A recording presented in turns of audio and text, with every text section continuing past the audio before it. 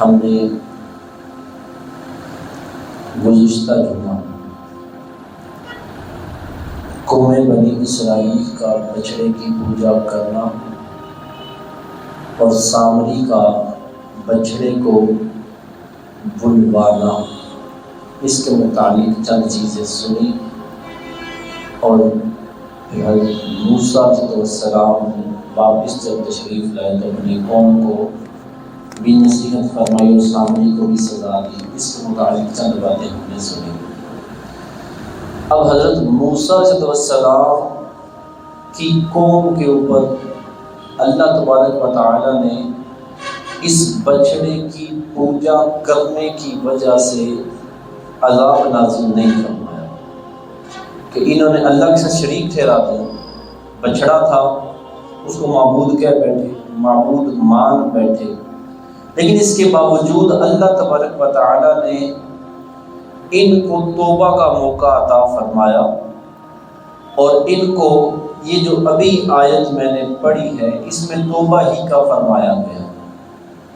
اور کیا الفاظ ہے وہ آپ کے سامنے عرض کرتا ہوں۔ اللہ جل وعلا قرآن کے اندر ارشاد فرماتا ہے وَإِذْ قَالَ مُوسَىٰ، وَإِذْ اور یاد کرو جب، یہ قرآن ہے تو قرآن حضور صلی اللہ علیہ وسلم کے اوپر نازل ہوا، تو جب کہا وَإِذْ اور یاد کرو تو حضور صلی اللہ علیہ وسلم کو کہا جا رہا ہے کہ محبوب آپ یاد کریں، یعنی جو آپ کے پاس بنی اسرائیل کے لوگ موجود ہیں جو اپنے آپ کو یہودی کہتے ہیں اور بنی اسرائیل قوم سے ہیں، آپ ان کو یاد دلائیے کیا اذ قال موسیٰ لقومہ، وہ بات ان کو یاد کروائیے، وہ وقت یاد کروائیے جب موسیٰ نے اپنی قوم سے کہا، کیا کہا؟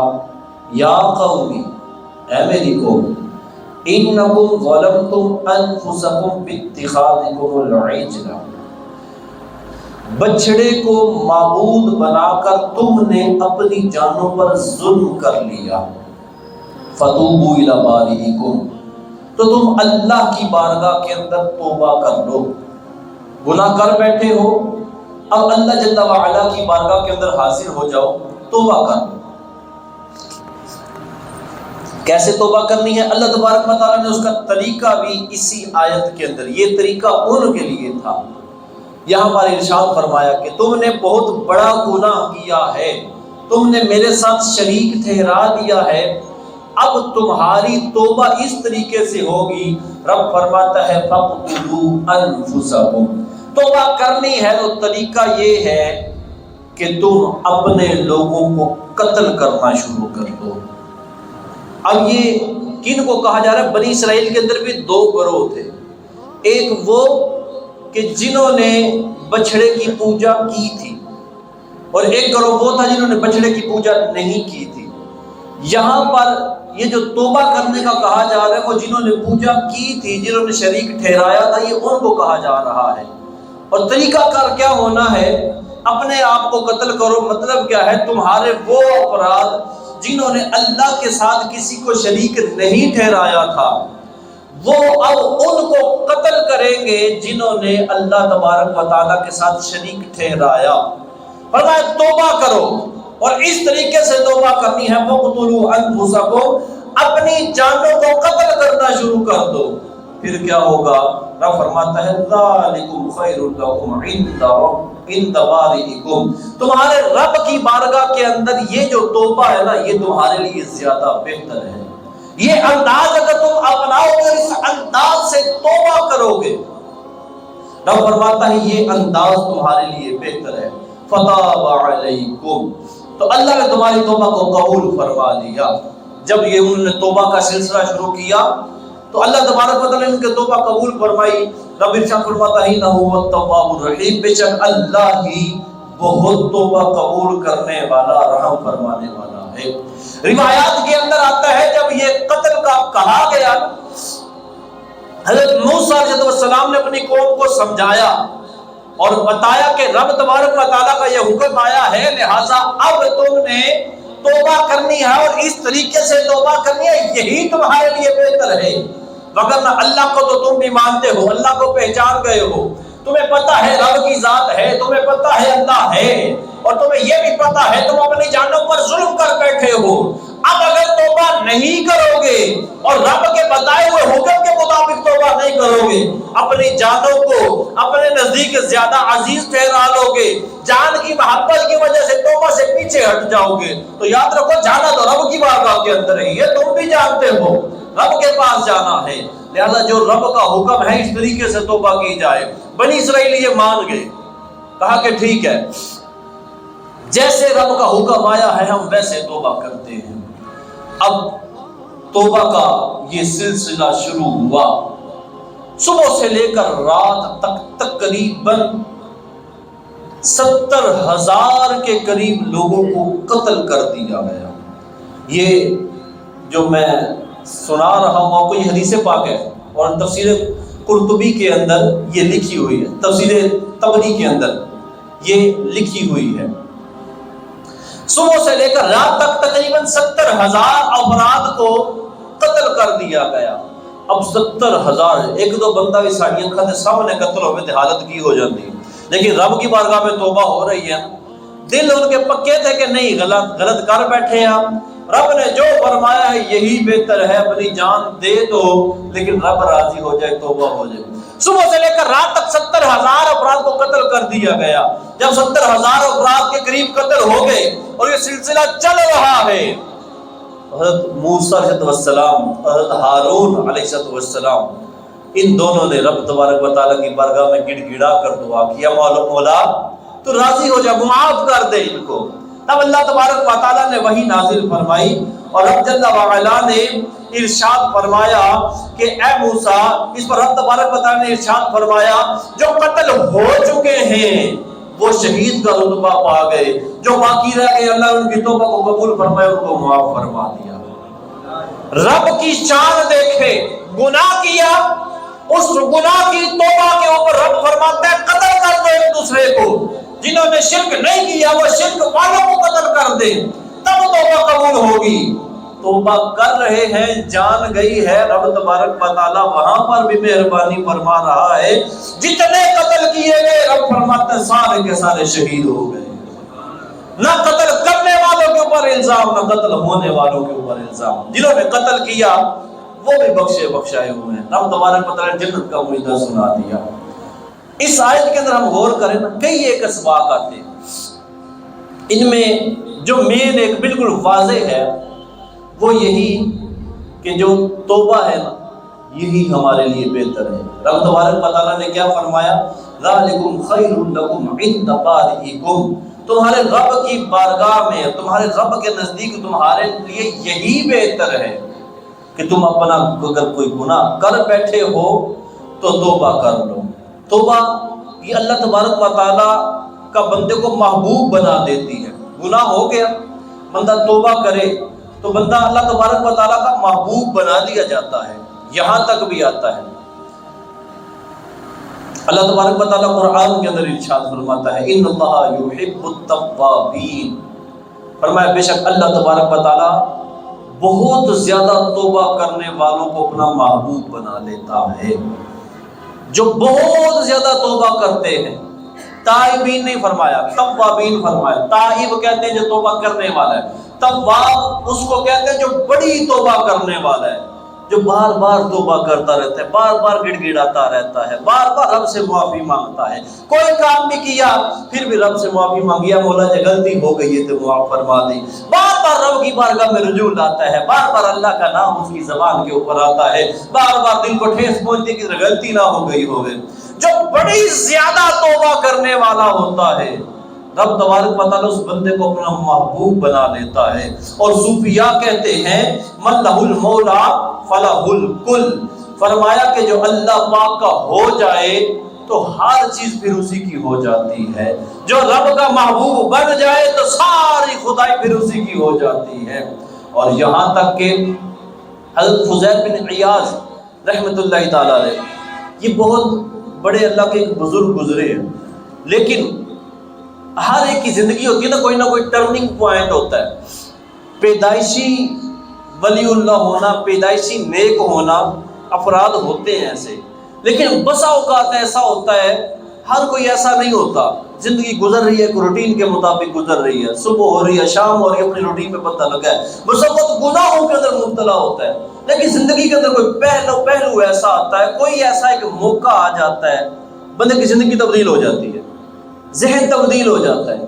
آپ کی زندگی کے اندر بھی کوئی ایسا موقع آیا، آپ پہلے ڈاکے ڈالا کرتے تھے، ڈاکو تھے آپ، اور ڈاکو ایک ہوتا ہے چور چوری کرتا ہے تو چھپا کے کرتا ہے، جیب نکالنی ہے کاٹنی ہے تو چھپا کے کرے گا، گھر سے چوری کرنی ہے تو جب سارے سوئے ہوئے ہیں تب جائے گا، اور ڈاکو پکڑ لے گا، کہا نکالو جو کچھ بھی ہے۔ اس اعتبار سے ڈاکو دلیر ہوا، ایک سٹیپ آگے ہے اس سے۔ تو ڈاکو تھے آپ اپنے وقت کے، لیکن کوئی ٹرننگ پوائنٹ آیا، آپ نے توبہ کر لی، جب توبہ کر لی تو اب اللہ کے نیک بندے بن گئے، اللہ تبارک و تعالیٰ کی بارگاہ میں توبہ کرنے والا اللہ کا محبوب بن جاتا ہے جو کثرت سے توبہ کرتا ہے۔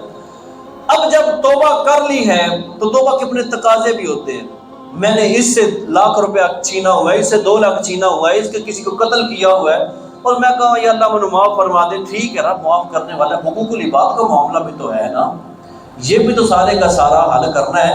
ایسا تو نہیں کہ میں 10-20 لاکھ چھین کے تو کہوں یا اللہ معاف کر دے، پھر لوڑ پاوے تو 10-20 لاکھ کسی پر پھر کھولوا تو پھر آخر یا اللہ معاف کر دے، وہ اگلے منہ تکتے رہن کے توبہ کر لینا ہے، اپنے گناہ ادھروں معاف کروا لینا ہے، 10 لاکھ 20 لاکھ ساڈا ٹر گیا۔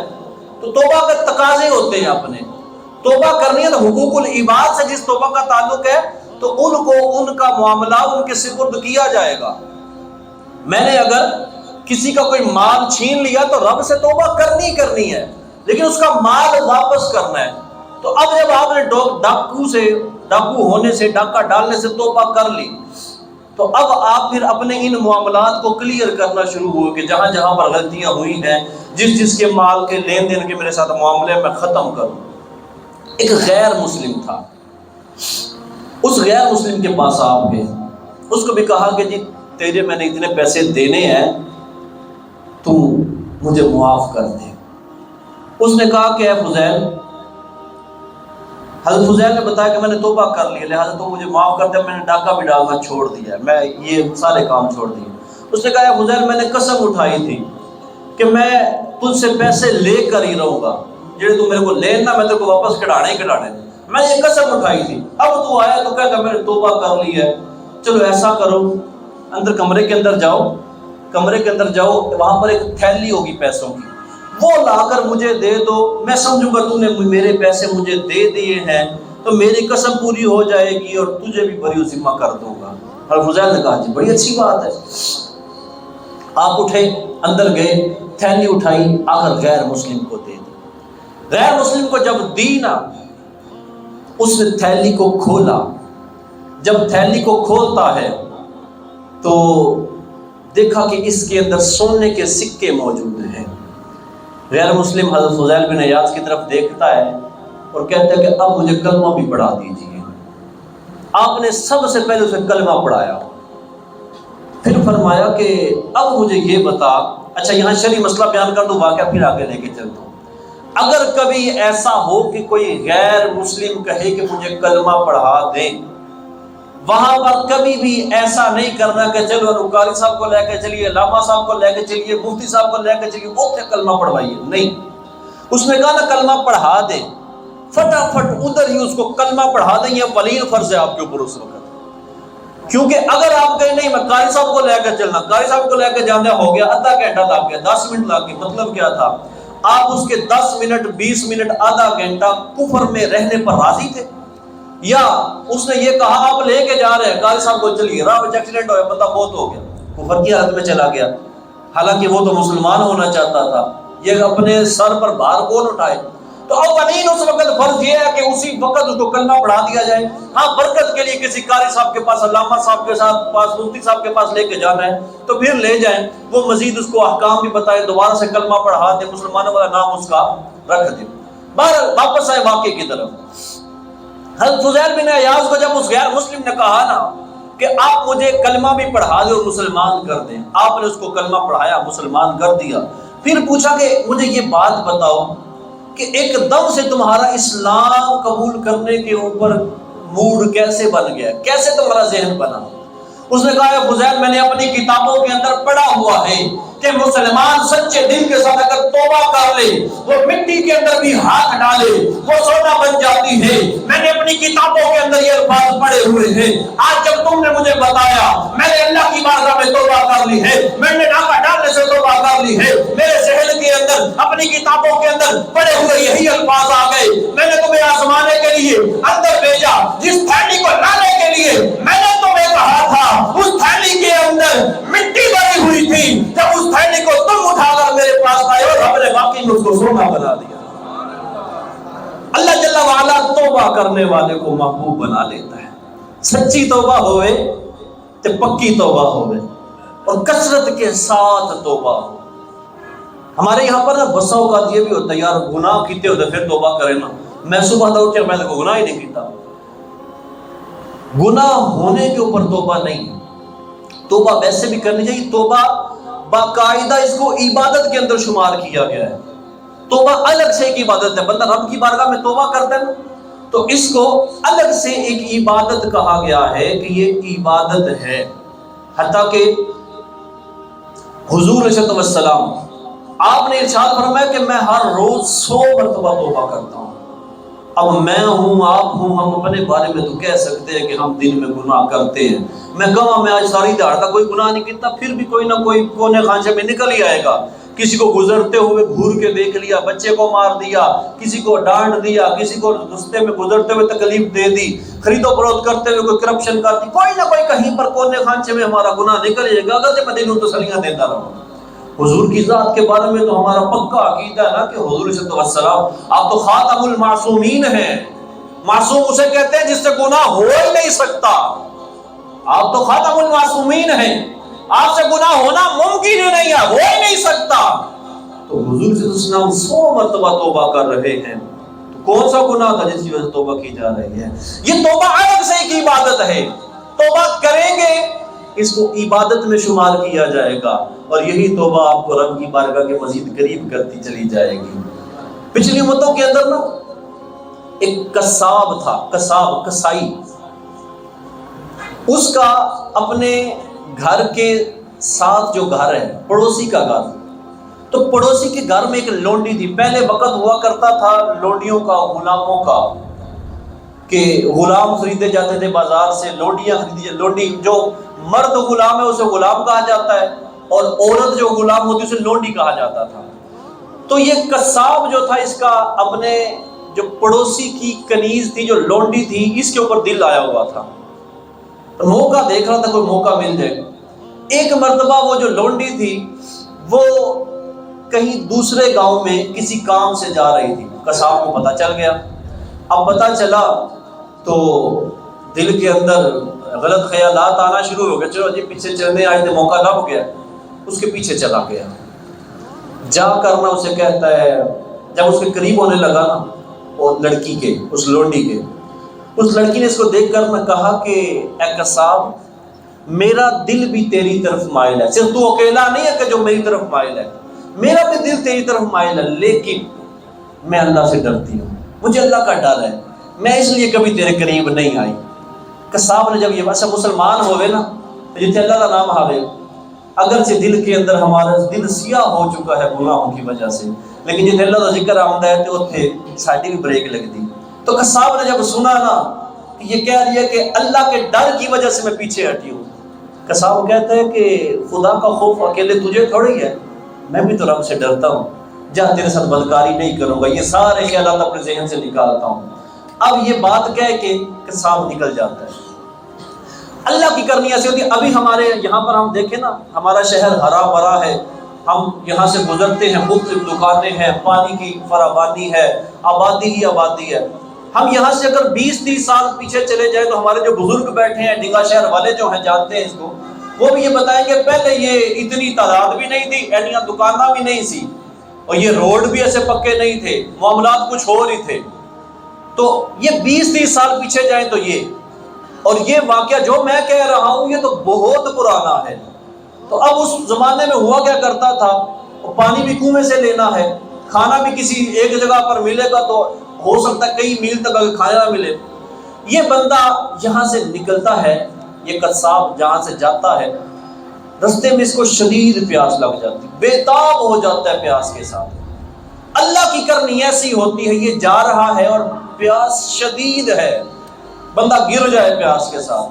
ادھر سے اس وقت کے جو اللہ کے نبی تھے، ان کا ایک قاصد وہ بھی وہیں سے گزر رہا ہوتا ہے۔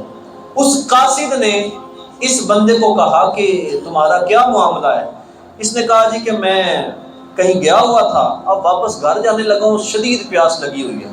وہ قاصد کہتے ہیں چلو ایسا کرو، آؤ ہم دونوں مل کے نا اللہ کی بارگاہ میں ہاتھ اٹھا کے تو دعا کرتے ہیں کہ اللہ تبارک و تعالی ہمارے لیے جو بادل کا فرشتہ ہے اس کو حکم دے اور ہمارے سر پر بادل آ کے سایہ کر دے اور ہم اپنے شہر تک پہنچ جائیں، اپنی جگہ تک پہنچ جائیں۔ یہ جو قصاب تھا اس نے کہا کہ جی میرے کو کوئی ایڈے چنگے عمل کوئی نہیں کہ میں دعا کرا، تسی دعا کرو میں پیچھے آمین کہنا ہوں۔ اس نے کہا ٹھیک ہے۔ قاصد نے دعا کی، یہ پیچھے سے آمین کہتا رہا۔ اللہ تبارک و تعالیٰ نے بادل بھیج دیا، بادل ان کے سر کے اوپر، یہ حدیث پاک ہے، بادل ان کے سر کے اوپر آ گیا، یہ دونوں چلنا شروع ہو گئے۔ جب یہ دونوں چلنا شروع ہو جاتے ہیں، ایک پوائنٹ ایسا آتا ہے جہاں پر اب تیری راہ جدا ہے، میری راہ جدا ہے، الگ الگ جانا ہے۔ جب وہاں تک پہنچتے ہیں نا اس پوائنٹ کے اوپر، اب قصاب ادھر چلا گیا، قاصد ادھر چلا گیا، وہ جو بادل تھا وہ بھی قصاب کے ساتھ ہی چلنا شروع ہو گیا۔ وہ جو قاصد تھا نا، اس نے دیکھا کہ بدل تے حضرت صاحب نے سر تے جا کے بیٹھا ہے، میرے لایا ہی نہیں۔ اس نے کہا ادھر آؤ بھائی، اور تم تو کہہ رہے تھے میرے پاس کوئی ایسا عمل نہیں ہے میں دعا کر رہا ہوں، تو بدل تیرے سر تے کیویں آ گیا، یہ معاملہ کیا ہے؟ اس بندے نے کہا کہ واقعی معاملات میں نے کوئی اللہ کی باتیں کوئی نہیں کی، میں نیک آدمی کوئی نہیں، ہاں ایک گل ہے، میں نے ایک جگہ پر گناہ کا ارادہ کیا تھا، پھر اس سے میں نے سچی توبہ کی ہے، یہ ایک عمل ہے۔ وہ جو قاصد تھا وہ کہتا ہے یہی بات ہے، اللہ تبارک و تعالیٰ کی بارگاہ کے اندر توبہ کرنے والے کا جو مقام ہے کسی اور بندے کا اتنا مقام ہے ہی نہیں۔ یہ توبہ بندہ سچے دل سے کرے تو صحیح۔ ایک اور روایت ہے، وہ بھی ملتی جلتی تھوڑی سی ہے۔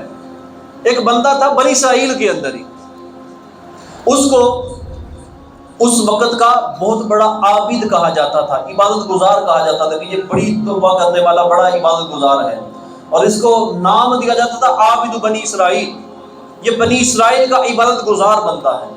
ایک اور بندہ تھا بنی اسرائیل کے اندر، اس کو کہا جاتا تھا خلیل بنی اسرائیل، بنی اسرائیل کا بڑا پیڑا بندہ ہے، یہ بڑا برا بندہ ہے، بڑا بدکار ہے، گناہگار ہے۔ دو ٹائٹل ہمارے یہاں پر ہوتا ہے عمومی طور پر، یہ فلاں ماشاءاللہ تہجد گزار، پنج نمازاں پڑھنیاں، صدقے دینے، زکوٰۃ دینی، ہر سال حج تے جاندے نے جناب حاج صاحب، یہ ہوتا ہے، کسی کے بارے میں ایک ٹائٹل مشہور ہو جاتا ہے، فلاں ماشاءاللہ بڑا نیک آدمی ایک۔